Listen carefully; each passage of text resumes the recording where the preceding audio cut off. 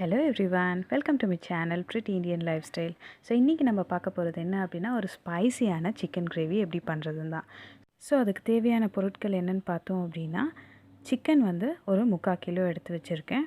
அதில் 1/2 கேஜிக்கு வந்து நான் கிரேவி செய்ய போகிறேன். அண்ட் தென் மசாலுக்காக நான் என்ன பண்ணுறேன், தேங்காய், பூண்டு, 4 பச்சை மிளகாய் அண்ட் 1 இன்ச் ஜிஞ்சர், கூடவே சோம்பு, பட்டை, கிராம்பு எடுத்து வச்சுருக்கேன். இது வந்து 1/2 கேஜிக்கான சிக்கன் கிரேவிக்கான விழுது அரைக்கிறதுக்கான இன்க்ரீடியன்ட்ஸ். அடுத்து கூடவே இன்னும் எக்ஸ்ட்ரா ஸ்பைசி வேணுன்றவங்க மிளகு ஆட் பண்ணிக்கோங்க. அண்ட் தென் கூடவே சோம்பு, பட்டை, கிராம்பு சொன்னேன் இல்லையா, அதுவும் நீங்கள் என்ன பண்ணுங்கள், ஆட் பண்ணிக்கோங்க.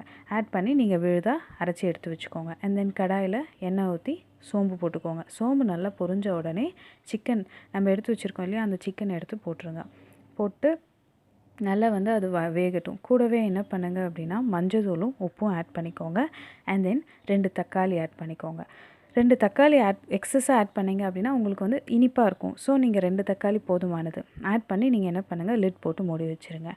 அண்ட் தென் கொஞ்சம் நேரம் விட்டு ஒரு 2 மினிட்ஸ் 3 மினிட்ஸ் விட்டு நீங்கள் என்ன பண்ணுங்கள், ஆஃப் அண்ட் கிளறி விடுங்க. நல்லா கிளறி விட்ட அப்புறம் நமக்கு தேவையான அளவு சிக்கன் வெந்திருக்கு ஓரளவுக்கு அப்படின்னும் போது தேவையான அளவு அந்த அரைச்சி வச்சுருக்கோம் இல்லையா, அந்த விழுதை எடுத்து நீங்கள் என்ன பண்ணுங்கள், போட்டுருங்க.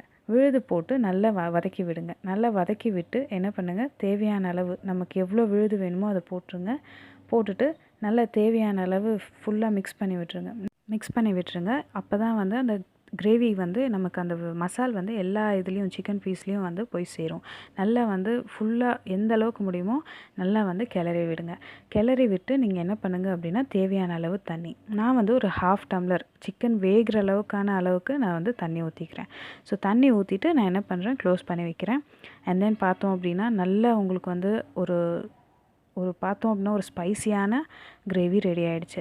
நீங்கள் வந்து என்ன பண்ணலாம், உங்களுக்கு கொரியண்டர் வச்சு நீங்கள் கார்னிஷ் பண்ணிக்கலாம்.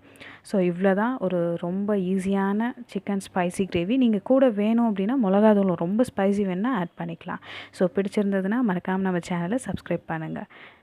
See you next video. Take care.